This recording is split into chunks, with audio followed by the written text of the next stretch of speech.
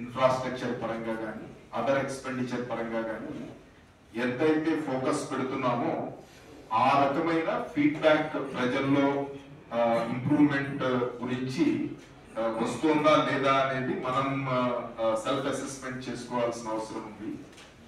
Minister గారు కొత్తగా charge తీసుకున్నారు కాబట్టి అట్లీస్ట్ మీ దగ్గర నుంచి ఉన్న ఇష్యూస్ ఏమిటి, అలాగే మనం ఇంప్రూవ్మెంట్ చేయడానికి స్కోప్, క్యూ మేనేజ్మెంట్ కి మనం ఏం చేయాలి, సూపరింటెండెంట్ కానీ ప్రిన్సిపాల్ కానీ ఫస్ట్ పాయింట్ ఏంటి, మనకి స్టాఫ్ లేరు, మనకి డిఈఓస్ లేరు, మనకి క్లర్కులు లేరు, మనకి వాళ్ళు లేరు. ఒక్కొక్క మెడికల్ కాలేజ్ కి నర్సింగ్ ఇన్స్టిట్యూషన్స్ పారామెడికల్ ఇన్స్టిట్యూషన్స్ మనం ఎన్ని క్లినికల్ అటాచ్మెంట్ అవసరం లేదు. But at the same time మనం ఏదైతే యూనిఫామ్ గా అనుకున్నామో దాంట్లో ఎంతవరకు మనం ప్రోగ్రెస్ సాధించాము అనేది కూడా మనం మీరు కవర్ చేస్తే బాగుంటుంది. సో అందులో మెయిన్ ఇష్యూ ఆల్మోస్ట్ ఓపీ లేకపోతే క్యాజువాలిటీ. సో అంతే కదా.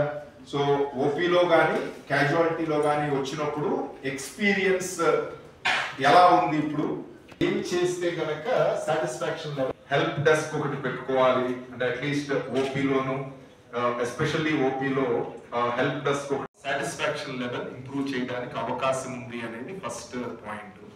తర్వాత మీ దగ్గర ఇష్యూస్ ఏదైతే medium term loan long term loan మనం సార్ట్అవుట్ చేయాల్సిన ఇష్యూస్ ఏమున్నాయి, సో దాన్ని ఎలా మనం ప్రయారిటైజ్ చేసుకోవాలనే దాని మీద ఒక ఫీడ్బ్యాక్ తీసుకోవాలని, అలాగే ఆయన ఆలోచనలు కూడా మీకు చెప్పాలనే ఉద్దేశంతో ఈ మీటింగ్ కాన్ఫర్ చేయడం జరిగింది. సో జస్ట్ బ్రీఫ్ గా మనం లాస్ట్ 1 year 1.5 year నుంచి కొన్ని ఇనిషియేటివ్స్ మనం తీసుకున్నాము. బట్ ఓవరాల్ గా మనం ఇనిషియేటివ్ తీసుకోవడం, అక్కడ ఇంప్లిమెంటేషన్ కి ల్యాగ్, కొన్ని హాస్పిటల్స్ లో ల్యాగ్ తక్కువ ఉంటుంది, కొన్ని హాస్పిటల్స్ లో ల్యాగ్ చాలా ఎక్కువ ఉంటుంది. సో అవి కొన్ని ఐటమ్స్ మనం జస్ట్ చెప్తాము, మీరు కవర్ చేసేటప్పుడు అంటే మీ ఓన్ ఇంప్రెషన్స్, మీరు ఫర్దర్ గా ఇంకేమి ఇంప్రూవ్మెంట్స్ చేయగలము, అలాగే ఏమి ఛాలెంజెస్